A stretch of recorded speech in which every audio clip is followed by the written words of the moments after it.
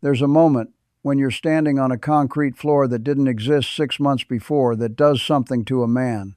I had my hand flat on a wooden roof beam, up a borrowed aluminum ladder, 71 years old at the time, sweat coming off me like I'd been swimming. The Thai carpenter below me was called Lek, a little fellow with forearms like cable, and he was laughing at me. Not mean, just laughing, because the old Farang wouldn't come down and let the young men do it.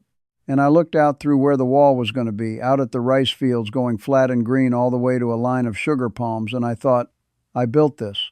Well, I paid for it and I carried block for it and I got in the way of it, but it's mine. The roof over it is mine. That's the end of the story, though, and I'm giving it away. Let me back up. My name's Harold Ferris. I'm 72 now, and I come from Berlin, New Hampshire, which, if you've never heard of it, don't feel bad. Most people in New Hampshire couldn't find it either. Up north, the White Mountains, the paper mill, the smell of that mill that we all called the smell of money until the money left. Cold country, the kind of cold that gets into the frame of a house and the frame of a man and doesn't come out till June. I spent my whole life in it. I was Navy first, machinist's mate, engine rooms, 4 years of my 20s standing in a steel box below the waterline listening to a ship try to shake itself apart. Then I came home and I did what my father did, which was the mill. Millwright, mostly. Then when the mill went quiet, mechanic diesel, small engines, anything that ran or was supposed to. 40 years of it. My hands still don't fully close in the morning. They ache like they remember every cold wrench I ever picked up. I married Ruth in 1978. We didn't have much and we didn't want much, and that's not a sad thing to say, it's just true. We had the one boy, Mark.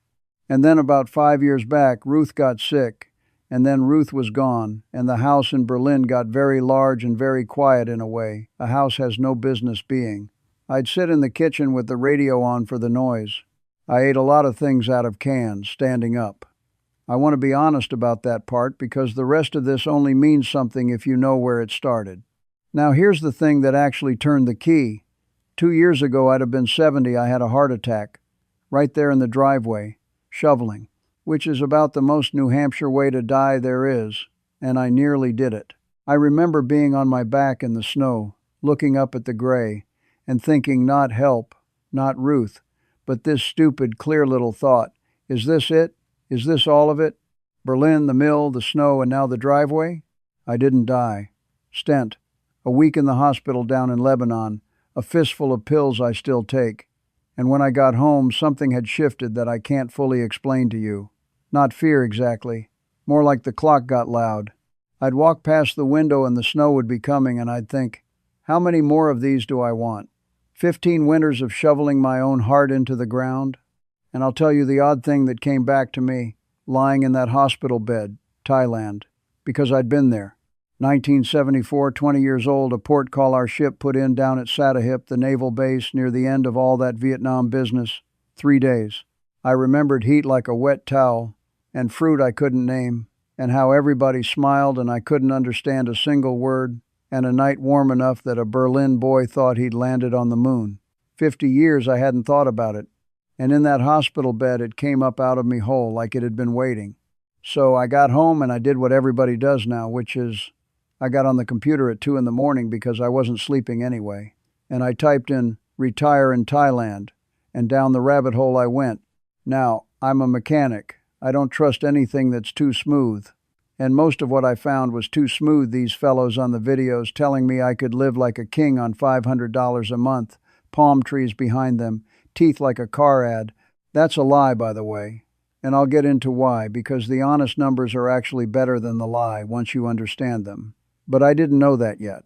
What I knew at 70, alone in a cold kitchen in a dead mill town with a scar down my chest, was that for the first time in a long time I wanted to know something. I wanted to build one more thing before the tools got put down for good. I didn't tell Mark for a month. I want you to understand I wasn't running from anything. I'd had a good life. I just wasn't done. And there's a difference between the two that took me 70 years to learn. The videos I threw out, the forum I kept. There's a place online where the old expats sit around and argue, same as men have always sat around and argued, except it's about Thailand visas and hospitals and which bank won't drive you mad. No palm trees, no teeth. Just crabby old fellows correcting each other, and I trust a crabby old fellow the way I never trust a smooth one. That's where I met Gordon, or met him the way you meet a man online, which is he answered a dumb question I asked and didn't make me feel dumb for asking it. Gordon was English, retired up in Udon Thani, which is way up in the northeast, a region they call Aizen. Been there 11 years. And when I told him my situation, widower, one boy, a heart that had already tried to quit on me once, Social Security and a little mill pension and about $85,000 I'd managed to not spend, he didn't sell me a thing. He told me to slow down. He said, come and look before you love it. Most blokes fall for the postcard and buy in the wrong place. Come in the hot season so you see the worst of it, not the best.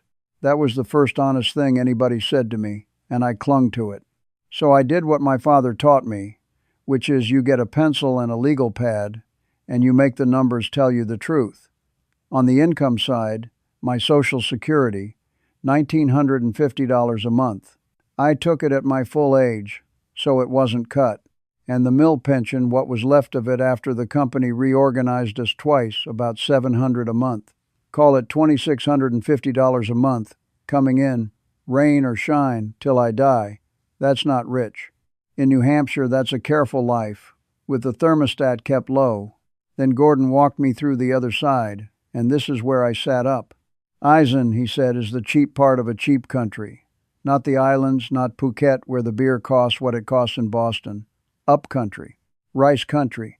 He said a single man living local, cooking some, eating at the markets, not trying to recreate America, runs somewhere between $750 and about $1,200 a month, all in, and that's if he's renting. The honest guides say the same, so I'm not making it up for you. Not 500. 500's the fairy tale that gets men in trouble. But a real, comfortable, air-conditioned, eat-well life for around $1,000, that one's true. I did the subtraction the way you do when you already half know the answer and you just want to see it in your own handwriting. 2,650 coming in, maybe 1,000 going out. I sat there in the cold kitchen and I looked at the number left over and I said it out loud to the empty room like Ruth might hear it, because it was more surplus every single month than I'd ever had in my working life. But I'm a builder, and a number on a pad isn't a house. So I started asking Gordon the harder questions, the ones the smooth fellows never bring up. Healthcare, I'm a heart patient, I said. What happens to me over there? He was straight with me. Routine care is wonderful and cheap, he said. A doctor's visit is a few hundred baht, $25, walk in, no appointment. But your Medicare does nothing for you in Thailand. Nothing. It stops at the water's edge. For the big stuff you carry private insurance, and it gets dearer every year you age. And at my age it wouldn't be pocket change. Write that down, he said. Don't kid yourself on that one. The visa you have to prove money, he said. 800,000 baht in a Thai bank, which is about 24,000 US, parked and seasoned, or a pension income they'll accept. I had the 85,000. I could park the 24 and still have a cushion. Doable. And the land. Now this is the one that stopped me. I said, Gordon, if I build a house, I own the house, correct? And he laughed, not unkindly, and said, you own the house, mate. You will never own the ground it sits on. No foreigner owns land in Thailand, full stop. You lease it, proper, registered 30 years, and you own the bricks and the roof and not the dirt. And if anybody tells you a way around that, run. I chewed on that for a week. A New Hampshire man's whole idea of himself is the deed to his patch of dirt. But I turned it over and I thought I'm 70. What do I need a deed for? To leave to who? I need a warm, dry roof and years under it. 30 years lease. I'll be 101 when it runs out, and if I make it that far, the lease is the least of my problems. I called Mark on a Sunday and told him I was flying to Thailand to look at land. There was a long quiet on the line. Then he said, Dad, you had a heart attack 14 months ago. And I said, I know it.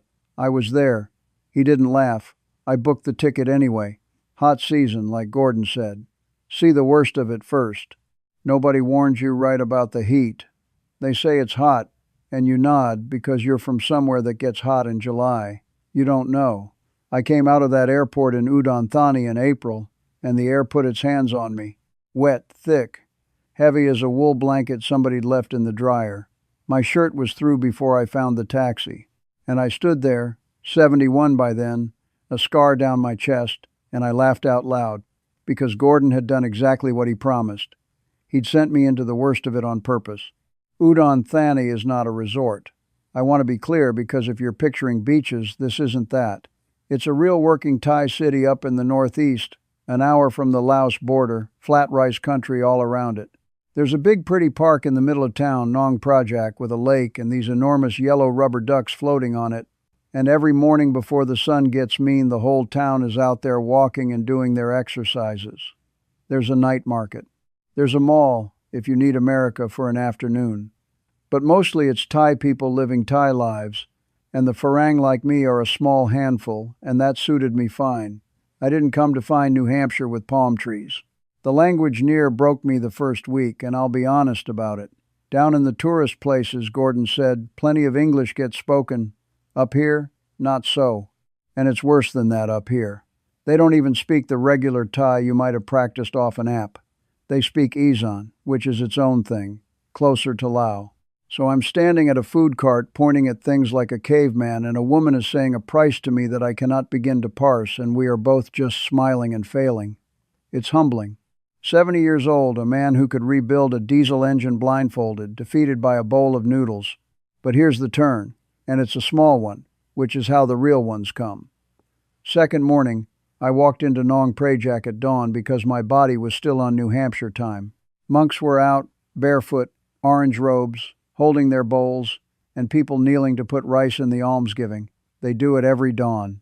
And I just stood off to the side and watched, and an old Thai fellow about my age nodded at me and did his exercises next to me without a word, and when he left he pressed his hands together at his chest and gave me a little bow, the Y they call it.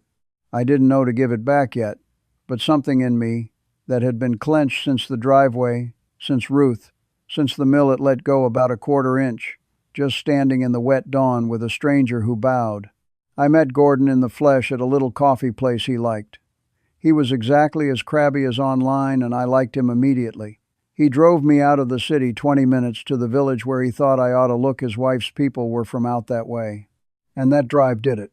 Off the highway onto a lane, rice paddies on both sides, water buffaloes standing in the wet like they'd been there 1,000 years, a little Wat with a gold roof winking through the trees, kids on bicycles, a woman selling grilled chicken gai yang off a cart, and som tam, the papaya salad, being pounded in a clay mortar, that pock pock pock sound that I now can't imagine my mornings without. Dogs asleep in the shade. Old people sitting out front of wooden houses doing nothing in particular, which is a skill I did not then possess. And I tested the money, right there, the way you test a weld. I ate lunch at a roadside place, grilled chicken, sticky rice, the papaya salad, a cold water, and it came to about 60 baht, not $2. I bought a bag of mangoes for the price of a coffee back home. Gordon took me to a little local clinic and I asked, just to know, what a visit costs, and the answer was a few hundred baht, call it $25, walk in. I stood in that heat and I felt the legal pad numbers stop being numbers and start being real, being a life I could actually touch. That night, back at the guest house, I couldn't sleep, and for once it wasn't grief and it wasn't the heat, it was the other thing. The thing I hadn't felt since I was a young sailor stepping off a ship into a warm, strange night 50 years before. I lay there and I thought, plain as anything, I could build my last house here. Not rent it, build it. Put it up out of the ground with a proper plan and my own eye on it. One good thing, made right, before I'm done. I stayed 3 weeks that trip. I looked at land in the daylight, and I looked at the same land after rain to see where the water went, because a mechanic doesn't buy a machine without hearing it run. And by the end, I knew the village. And I flew home to Berlin to get my affairs in a row and to tell my son to his face that I meant it. Doing a thing right is slower than doing it fast, and I did it slow on purpose because I'd watched too many men on that forum do it fast and lose the lot. First was the land, because the land is where the foreigners get skinned. I said it already, and I'll say it again since it's the single most important thing in this whole story. You cannot own land in Thailand if you're not Thai. Cannot. So anybody who sells you land is selling you a lie, usually dressed up in a company you're supposed to set up. And immigration has gotten wise to those, and I wanted no part of it. What you can do, legal and clean, is lease. So I found a lawyer in Udon, an actual Thai lawyer, in an actual office that Gordon vouched for, and we did a registered 30-year lease on a half-rai of village land, which is a bit under a quarter acre. Registered at the land office, in the book, stamped. The land stays the owner's. The house I put on it is mine, in my name, the structure titled to me. The lease, all in with the lawyer's fee, ran me about 150,000 baht, call it $4,500. And I slept fine because it was true, and true is the only thing I sleep on. Then, the builder. And here's where 40 years of tools paid off, because I know when a man's giving me a straight quote and when he's reading my forehead. Prassett was his name, a village contractor, 50-odd, hands like mine, and Gordon's brother-in-law knew his work, which up here is worth more than any review on a computer. Prassett walked the plot with me. I'd drawn the house myself, on graph paper, at the kitchen table in Berlin. Single story, everything on one level, because a man who's had one heart attack doesn't design stairs into his old age. 2 bedrooms, so Mark would have somewhere to sleep if he ever came. A real kitchen, a wide-covered porch on the shade side, because Gordon told me you live on the porch out here, not in the house. Concrete and block, a good tin and tile roof pitched for the rain, and every window screened, because the mosquitoes are the one wildlife I don't romanticize. We went through it line by line, Prassett and me and Gordon translating the fine parts, and I want to give you the real number because the real number is the whole point.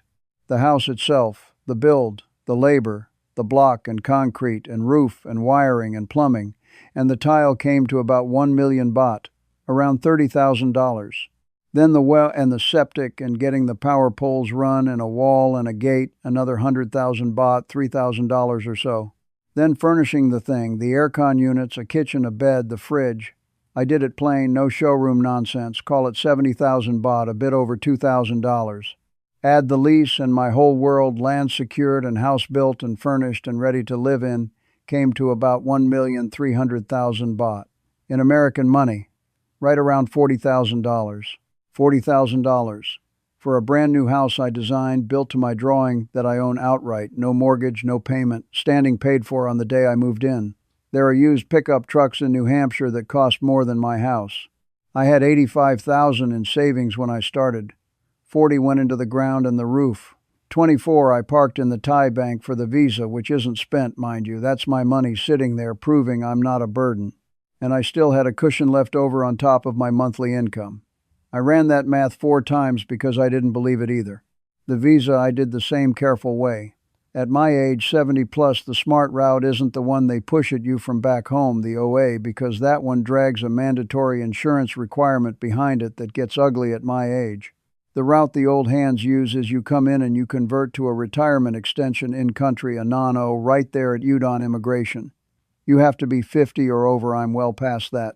You show the 800,000 baht seasoned in the bank, or the pension income, one or the other. Then every year you renew it, about 1,900 baht, pocket change. And you report your address every 90 days, a 90-day report, they call it. And if you leave the country, you get a re-entry permit first, or your visa dies at the airport, which is the classic rookie way to lose everything, and I wrote it on my hand the first year so I wouldn't be that rookie. None of it's hard, it's just fussy, and you have to respect the fuss. That's a millwright's whole religion anyway. Respect the fuss and the machine runs. I told Prassett to start.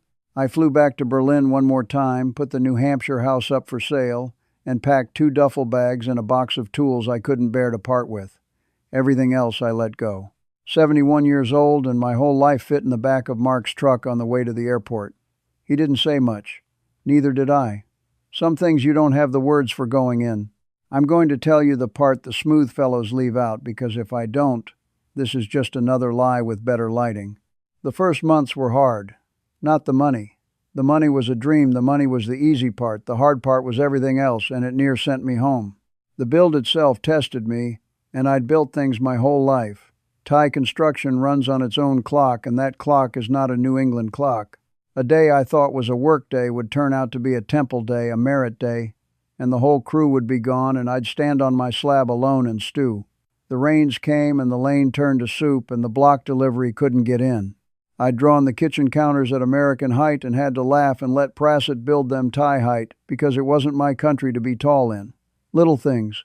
But little things pile up on a man living in a rented room a mile away, alone, sweating through the night, watching his last house go up brick by slow brick. And the loneliness, I won't dress it up. I had Gordon, and Gordon was gold.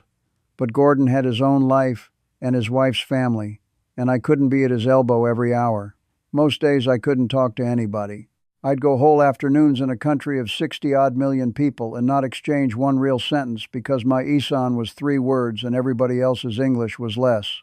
I'd sit on the step of that rented room at dusk with a warm beer, a Leo, listening to a language I couldn't crack coming over every fence, and I missed Ruth so bad it was a taste in my mouth.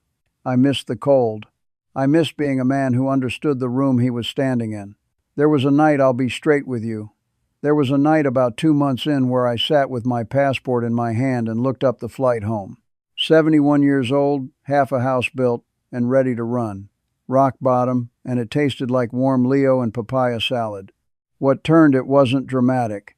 That's the thing nobody tells you, the turn is never dramatic. It was the family next door. Sumchai and Bupfa, rice farmers, about my age, their little wooden house maybe 40 feet from where mine was going up. For weeks we just nodded, the why I was finally learning to give back, smiles across the dirt. Then one evening Bupfa came across the lane with a covered dish, set it on the step next to me, mimed eating, and went away before I could fumble out a thank you.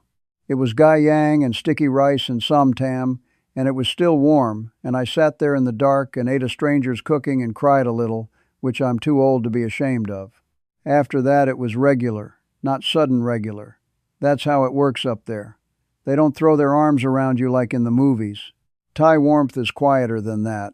More careful, they've got a thing called krang jai, a kind of not wanting to impose, and it can read as distance until you understand it isn't. You earn your way in by showing up day after day, being decent, being reliable. And they had a granddaughter, Phi, 14, sharp as a tack, who learned English at school and was mortified by her family and thrilled to practice on the old American. Phi became my bridge. She'd translate the deep stuff, what Sumchai really thought about my roof pitch, what Bupfa was really asking about Ruth. Through a 14-year-old, I got my first real conversations in Thailand, and I will love that kid till I die. I remember the first proper one. Bupfa had been asking after me for a week through Phi, and one evening the girl marched over, planted herself on my step, and said, very serious, "My grandmother say, why you always alone? It is not good, a man alone." And I didn't have an answer for that, not one a 14-year-old should hear. So I just said my wife had died and I hadn't found the trick of not being alone yet. Phi translated it back over the fence to Bupfa, and Bupfa said something short, and Phi turned to me and said, she say, "Now you have neighbor. Now you are not so alone." And that was that. That's how it's done up there, not with a speech, with a sentence handed over a fence by a kid. The bureaucracy I'll mention because it's real and it's honest. That first 90-day report I did wrong, stood in the wrong line at Udon Immigration for 2 hours, got sent home, came back with the right paper, did it again. My pen wry, the fellow said, "Never mind, no worries. It's their whole philosophy," and stamped me. You learn to build a morning around a government office and not let it ruin you. Jai Yen, they say, cool heart. A hot-tempered New England mechanic had to learn a cool heart at 71, and it did not come easy, but the country teaches it whether you want the lesson or not. By the time the roof went on that beam I told you about at the start, me up the ladder, Lek laughing, I wasn't running anymore. I'd stopped looking up the flight. Bupfa was feeding me twice a week, and I was fixing Sumchai's water pump, and the little Wat down the lane knew my face at the dawn almsgiving. Half a house and a quarter of a life, both going up at the same slow pace. That's the honest arc, not a lightning bolt. A slow build, same as any good structure I ever put my name to. I moved into the finished house at 71, about a year ago now, and I'll never forget the first night. No mortgage, no landlord, no payment coming due, ever. I lay on a new bed under a ceiling fan in a house I'd drawn on graph paper at a dead woman's kitchen table on the other side of the world, and I listened to the frogs and the far-off dogs and a temple gong, and I slept like I hadn't slept since before the driveway. The village took me in the rest of the way once I was living in it. That's the part money can't buy and can't rush. I go to the dawn almsgiving now. Most mornings I kneel with the neighbors and put rice in the monks' bowls. And I've learned enough to know it's not my religion, but it can be my ritual, and there's no contradiction in that. A peaceful man can't hold. Buddhist country, Watts not churches, monks not preachers, and I found more quiet in it than I ever found in the cold pews of my childhood, and I mean no disrespect to those pews by saying so. On the temple days I bring what I can. When the rains failed one stretch, I helped Samchai fix his pump for the 20th time. You become useful, and useful is how an old man belongs anywhere. Word got around the lane that the old Farang could fix an engine, and now every third day somebody's rolling a dead motorbike or a seized water pump up to my gate, and I've got my box of New Hampshire tools out under the porch fixing Eisen machinery, and they pay me in mangoes and grilled chicken and somtam, and I have never in my life been paid better. There was a morning Samchai's neighbor across the paddy brought over an old Honda that hadn't run in a year, and the two of us spent a whole hot afternoon on it. Not 5 shared words of language between us, just hands and grunts and pointing, and when it finally turned over and caught, he laughed like a boy and slapped my back, and I understood every bit of it. Some things don't need the language. An engine coming back to life says the same thing in every country there is. Now, Mark, my boy, he'd been against this from the driveway on, and I don't blame him. From where he sat, it looked like his grieving father had a heart attack and lost his mind and fled to a jungle to die alone and cheap. He called it your Thailand thing for a year, the way you'd say your gambling thing. So when he finally flew out to see it to check on me, really, to see how bad it was, I was nervous as a kid. I met him at that same Udon airport, into that same wall of heat, and I watched his face do what mine had done. I drove him out to the village in my little second-hand pickup. Down the lane, the paddies, the buffalo, the gold roof of the Watt through the trees. Bupfa had heard my son was coming, and she'd cooked, of course. She'd cooked, and Samchai was waiting by the fence with a beer, and Phi was there in her school uniform practically vibrating to show off her English. And Mark got out of the truck into all of it, into the warm and the green and the smell of the Gai Yang, and he went quiet. He stayed 10 days. And somewhere in there it turned. It was a Tuesday, nothing special, an ordinary Tuesday, which is when the truth always comes. We were on the porch in the evening, that porch I built on the shade side just like Gordon said, and the light was going gold over the rice, and Bupfa's grandkids were shrieking at some game in the lane, and Mark had a cold Leo in his hand and his feet up, and he was quiet a long time.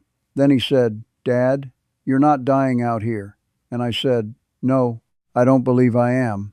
And he said, "You're more alive than I've seen you since Mom." And that was it. That was the whole conversation. We're not a family that says much. But he got it. He got on the plane home understanding, and now he calls me on the video every Sunday. And he's already talking about bringing the grandkids next hot season, and I've got a second bedroom waiting. Let me handle the health part square, because it matters and because a heart patient telling you Thailand is paradise would be a fool you shouldn't listen to. I'm 72. I'm on Medicare, like every American my age, and Medicare does not cover one baht of care over here, not a thing. It stops at the U.S. border. I still pay my Part B, a couple $100 a month, out of my income, on purpose. So my coverage is alive for when I fly back to see Mark and the kids. That's a choice, and I made it with my eyes open. Day to day, though, I use the Thai system, and it's frankly wonderful for what it is. There's AEK Udon International right in the city, a real modern private hospital, and the big Bangkok hospital's a short flight south for anything serious. A checkup on my heart, an EKG, a sit-down with a cardiologist who trained in the States and spoke fine English, a fraction of what it cost at home, and I walked in the same week. I carry a private insurance policy for the big stuff, and I'll be honest, at my age with my heart it isn't cheap and it climbs every year. That's the one line on my budget that stings. But I'd rather pay it clear-eyed than pretend it away. That's the deal. That's the honest deal. So let me put the whole thing on the legal pad for you the way I put it for myself, because you didn't come this far for a feeling. You came for the numbers, and the numbers are the reason I can look you in the eye. Coming in, about $2,650 a month, $1,950 from Social Security, $700 from the mill pension, Same every month till I'm gone. Going out. I own my house, so I pay no rent, and that changes the whole shape of it. My electric with the aircon running runs about 3,000 baht a month, call it $90. And in this heat, the aircon's not a luxury, it's medicine. My food, cooking at home and eating at the markets, maybe 9,000 baht, under $300. And I eat better than I ever ate in Berlin, fresh, every day, off the cart and the market. Petrol for the motorbike and the truck, my phone, the internet, odds and ends, add my Thai health insurance and my heart pills. The whole thing, all of it. Everything a month costs me to live comes to about 24,000 baht, around $725. Now do the subtraction with me, one last time, the way I did it out loud to an empty kitchen 2 years ago. 2,650 coming in, about 725 going out, plus the couple hundred I keep sending Medicare back home. And what's left over every single month for the rest of my life is better than $1,700. More money left at the end of the month than I ever saw at the end of a working month in 50 years of turning wrenches. I'm not rich. I never will be. But for the first time in my life, I am not afraid of the end of the month. And if you've spent your life being a little afraid of the end of the month, you know that's a kind of wealth that doesn't have a number. I won't pretend it's all clean. Let me give you the honest debits because I promised you honest. I miss my grandkids like a physical thing, and a video call on a Sunday isn't a hug, and I know I'm missing years of them I don't get back. That's the real price, and I pay it every week. My Isan is still poor. I get by, I joke with Bupfa, I do my business, but I'll never be smooth in it, never fully inside the language, and there's a loneliness in that never entirely goes. The heat is real, and the dry season haze off the burning fields can lay you low. And my heart is my heart. I'm a long way from the biggest hospitals, and I've made my peace with that, but peace isn't the same as pretending. Some gray New Hampshire mornings I miss the cold so bad I could weep, which makes no sense, and I let it not make sense. But here's where I've landed, at 72, a year into the house, 2 years since the snow in the driveway tried to take me. I built one more thing, a good one. Built it right, slow, legal, with my own eye on every beam, and it's paid for and it's mine, and it stands in the green with rice on every side and a family next door who feed me and a boy who calls on Sundays and monks who know my face at dawn. I came out here to look at the worst of it first, like a wise old Englishman told me to, and I stayed for the best of it. I'm not running from America, and I'm not mad at it. It gave me a good life and a good wife and a good boy. I just found out there was one more chapter, and it had a porch on the shade side, and I very nearly missed it lying on my back in the snow thinking that was all there was. It wasn't all there was. That's the whole thing I'd want you to hear. If you're sitting somewhere cold and quiet thinking the story's over, it might not be. Go look. Go look at the worst of it first, with your eyes open and your pencil out. Before I let you go, one last thing, and then I'll leave you be. If any of this landed on you, if you've got that same itch I had at 2 a.m, wondering whether the numbers could ever add up for somebody like you, there's a free tool down in the description that's worth your time. The Honest Thailand Retirement Starter Kit, it's called. I didn't make it, and I'm not selling you a thing. It's just a plain, honest self-check that'll tell you straight whether this is even worth your while. It's as ready to talk you out of it as into it, and a budget worksheet where you run your own real numbers, city by city, the way I ran mine on that legal pad. Cost you nothing. And if it tells you to stay right where you are, well, that's an honest answer too, and worth knowing. That's all I've got for you. Take care of yourself out there.